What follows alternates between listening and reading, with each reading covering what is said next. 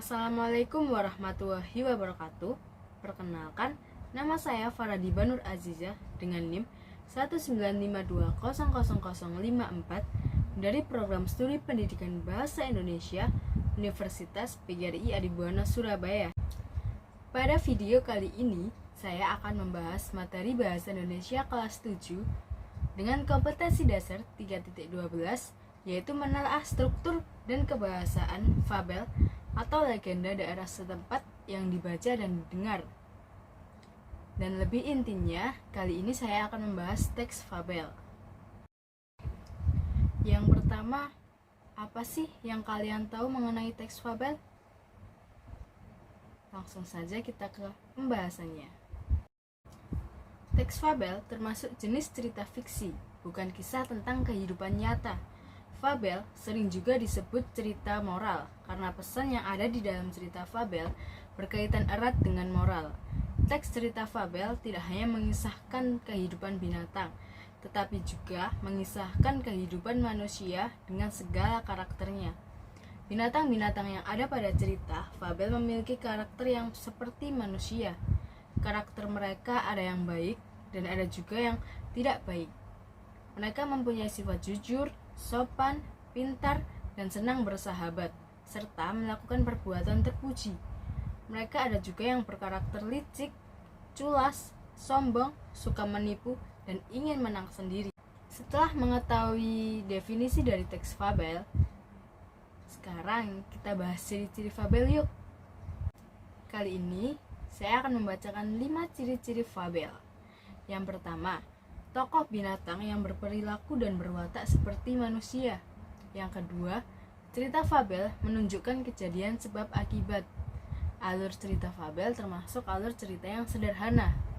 Yang ketiga, konflik dalam cerita diambil dari kehidupan manusia. Yang keempat, fabel menggunakan latar tempat di alam seperti hutan, sungai, kolam, sawah, dan lain-lain. Dan yang terakhir, pada umumnya, ciri-ciri fabel berbentuk teks narasi atau menceritakan peristiwa dengan tokoh binatang.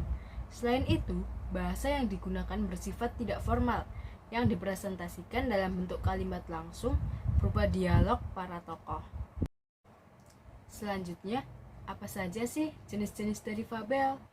Jenis-jenis fabel ada 2. Yang pertama, fabel alami, yaitu menggunakan watak dan latar seperti kondisi alam nyata. Contohnya, kura-kura memiliki watak lamban, singa memiliki watak buas dan ganas. Latar tempatnya di hutan, sungai, kolam, dan lain-lain. Yang kedua ada fabel adaptasi, yaitu mengubah watak aslinya pada dunia nyata dan menggunakan tempat-tempat lain sebagai latar. Dalam membuat teks fabel, tentunya kita harus tahu dulu struktur dari teks fabel. Apa saja sih? Struktur teks fabel ada 4 loh. Yang pertama, orientasi. Yang kedua, komplikasi. Yang ketiga, resolusi. Dan yang keempat, koda. Orientasi merupakan bagian awal dari suatu cerita yang berisi pengenalan tokoh, tempat, dan waktu. Yang kedua, komplikasi, berisi konflik atau permasalahan antara satu dengan tokoh yang lain. Pada komplikasi ini, cerita sudah menuju ke klimaks. Lalu yang ketiga ada resolusi, yaitu penyelesaian dari konflik atau permasalahan yang sebelumnya terjadi di bagian komplikasi. Dan yang terakhir koda. Pada bagian terakhir ini, fabel berisi perubahan yang terjadi pada tokoh dan pelajaran yang dapat dipetik dari cerita tersebut. Di sini, saya menampilkan 2 contoh cerita teks fabel.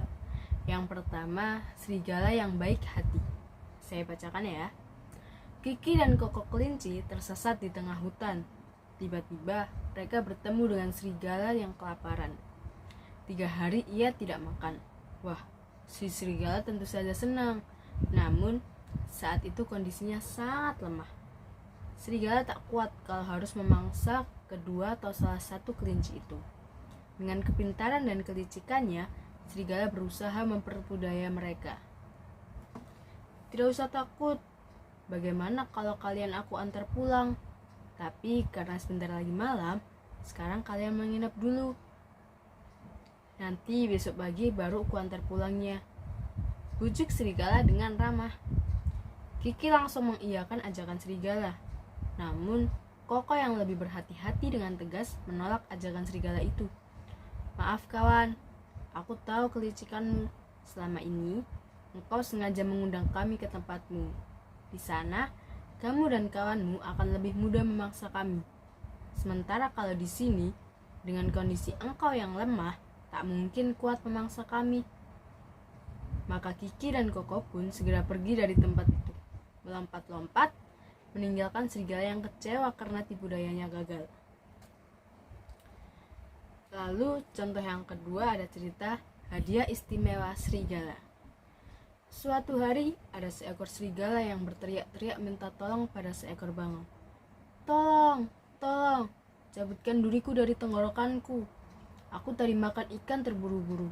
Akibatnya ada tulang ikan yang tersangkut di dalam tenggorokanku. Dari tadi aku sudah berusaha mencabutnya dengan berbagai cara, tapi tetap saja belum bisa. Rintis serigala sambil memegang lehernya dengan kedua tangannya. Melihat si bangau masih ragu untuk menolongnya, serigala kemudian menambahkan, "Jangan khawatir, nanti aku akan memberimu sebuah hadiah paling istimewa untukmu." Karena tak tega, maka bangau pun segera menyuruh serigala untuk membuka mulutnya lebar-lebar. Ia kemudian memasukkan kepala dan lehernya ke dalam mulut serigala. Setelah dicari-cari, akhirnya ketemu juga. Durinya tersangkut di dalam tenggorokan si serigala. Setelah berhasil mengundurkan duri dari tenggorokan serigala, si bangau langsung buru-buru terbang. Serigala keheran. "Kenapa engkau tidak menunggu aku untuk memberikan hadiah yang aku janjikan?" Sambil terbang, bangau menjawab, "Aku sudah beruntung engkau tidak memangsaku, meski aku berkali-kali memasukkan leherku ke dalam mulutmu. Hal itu bagiku sudah lebih dari imbalan yang sangat berharga." Baik, terima kasih telah menonton video ini. Semoga materi mengenai teks fabel tadi bisa bermanfaat untuk kalian semua. Assalamualaikum warahmatullahi wabarakatuh.